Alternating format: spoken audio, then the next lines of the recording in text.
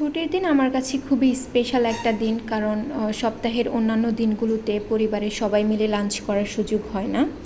তো আমি এই দিনটাকে খুবই স্পেশাল করে রাখার জন্য বেশ ভালো কিছু আইটেমের আয়োজন করি। আমি আমার আম্মুকে হেল্প করি। তো এরকমই একটা ছুটির দিন আমি দেশি মোরগ রান্না করেছি, খুব বড় সাইজের ছিল।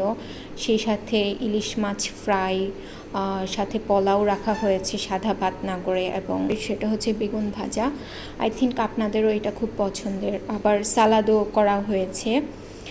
তো অ্যাকচুয়ালি যে কথাটা বলছিলাম আর কি, যে ছুটির দিন অন্যান্য দিনগুলোতে তো আমাদের বিভিন্ন কাজ থাকে, পড়াশোনা থাকে, তো স্কুল কলেজ অথবা বাইরে যেতে হয়।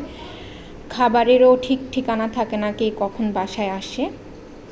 তো এরকম অথবা আরেকটা কথা হচ্ছে, বাইরে যখন থাকি তখন বাসায় যে মোমেন্টটা স্পেন্ড করি সেটাকে খুব মিস করি। তো এই মোমেন্টটাকে খুব স্পেশাল করে রাখার জন্যই এই ধরনের আয়োজন করাটা খুবই দরকার।